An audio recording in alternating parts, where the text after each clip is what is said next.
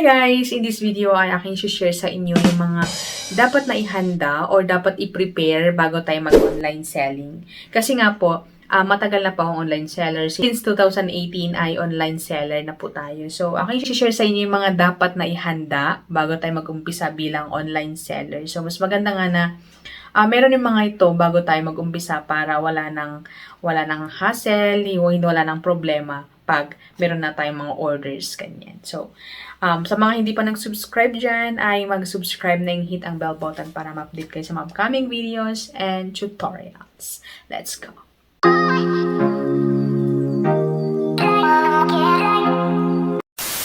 Welcome and welcome back to my channel. So in this video nga is aking i-share ang ibang tips na pwede nating ihanda or kailangan nating ihanda bago tayo mag-umpisa bilang online seller. So number 1 po dyan ay syempre yung ating puhunan. Okay. So kailangan meron po tayong puhunan. So for today's video ay example natin ang mga ukay-ukay, mga bail, ganyan. So, mahilig ang mga Pinoy ng mga ukay-ukay na ngayon, di ba? Usong-uso na ngayon. So, aking i-share o yung example natin is yung ukay, okay? So, kami nagtitinda kami ng mga jackets, ganyan. So, meron po dyan sa baba or yan yung link or yung aking Shopee account. Pwede kayo mag-order dyan kung bet nyo mag-order. Kasi nagbebenta po kami ng mga winter jackets, trench coats, and shoes. Ganyan. Okay, so number 1 nga is puhunan. Kailangan natin magkaroon ng puhunan, guys. Ayan, so sa mga bail, sa mga ukay-ukay bail is meron yung mga t-shirts is medyo mura, 4K. Meron na rin yatang mga 5K. Depende po sa supplier. And meron din yung mga jackets. Ayan, may mga branded daw. So, meron silang 7K. So, depende po sa makunta natin. Okay? So, kailangan ng puhunan. Okay? So, number 2 guys. Yan. Number 2 is ating market. Kailangan nating malaman kung ano yung mga market natin. So, ano yung mga hilig mo? Ayan. So, mas maganda na kung ano yung mga hilig mo, yun na po ang ating umpisahan. Kunyari, pag ako is kahit mahilig po ako sa mga shoes, mga bags, ayan. And yun po ang ating pwedeng ibenta. Kung ikaw ay mahilig sa mga makeups, mahilig sa pampaganda, ayan, pwede po yun ang ibebenta nyo. So, depende po kung anong gusto nyong market. So, kung sa YouTube naman is niche, kung ano yung niche mo, ay yun po ang tutukan mo. So, ganun din po sa online selling. Kung ano po yung mga talagang mabenta sa inyo or kung ano yung mga hilig nyo, yun po ang tutukan nyo.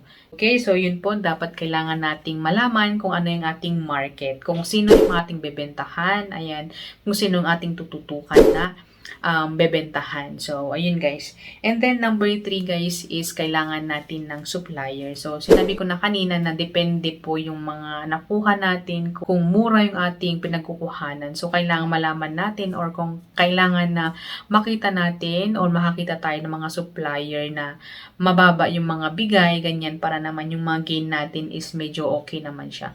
So, yun guys. Kailangan nating malaman yung mga supplier na legit na supplier na mababa talaga yung bigay sa atin para naman okay naman yung ating gain or maganda naman yung ating bentahan. Okay? So, next naman na kailangan nating i-prepare kung meron na tayong puhunan, alam na natin ang ating market, yung supplier natin okay na. Next naman is account or page. So, sa akin guys is meron akong page sa Facebook. And then, meron po ako sa Shopee and even sa TikTok, guys, is meron. Pero active po ako sa Facebook page talaga. So, sa Facebook page, guys, is kailangan natin ng page. Hindi po yung personal na account natin. Ang kagandahan kasi, guys, sa ating Facebook page ay pwede natin siyang i-boost. Ayan. So, dapat po yung ating Facebook page is connect din naman po kung ano yung mga paninda natin para bongga naman siya, guys. So, diba? So, sa Facebook boost or Facebook advertisements ay magkakaroon tayo ng mga ibang discussion about dyan kasi medyo mahaba-haba ang discussion dyan, okay?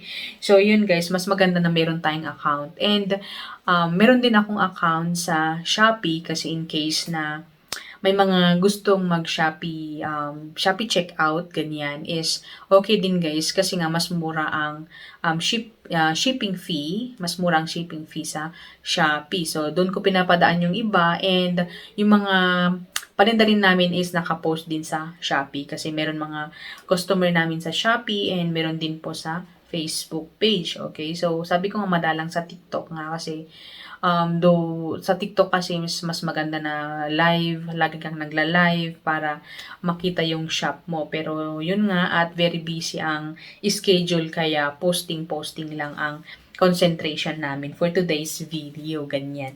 Okay? So, meron na tayong account. So, gagawa tayo ng account or page. Ayan. And most especially ay kailangan po natin ng data. Okay?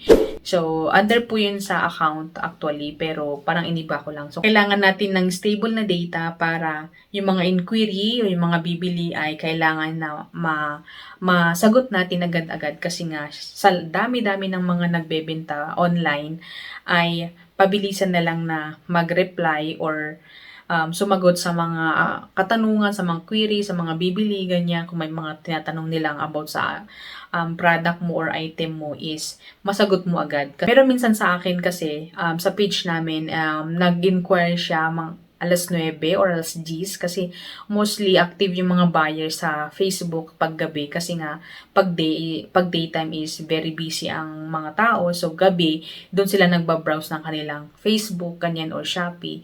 Ay pag hindi namin na-replyan sila and once na na-replyan namin sa kinabukasan ay wala na pong reply. So minsan nagpupuyat po tayo para mag-reply lang sa mga inquiry, sa mga bibili.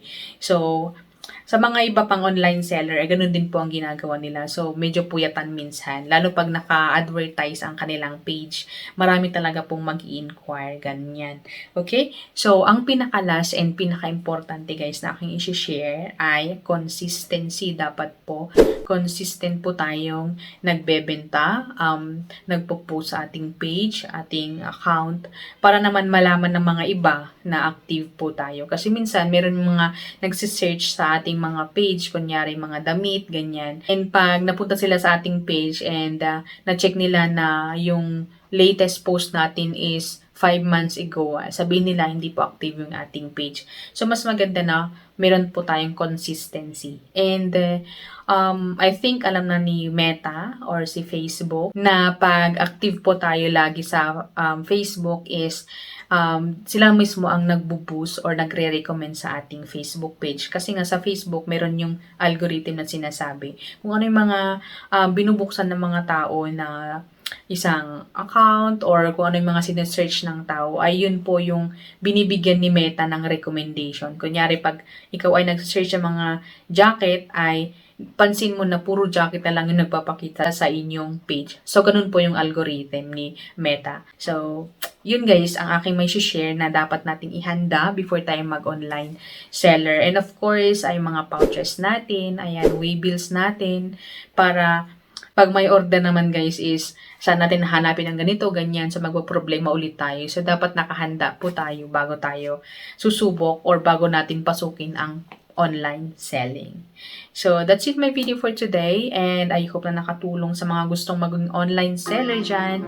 And welcome to the online world of Facebook, online world of Facebook, TikTok, and Shopee. So, see you on my next one guys. Bye!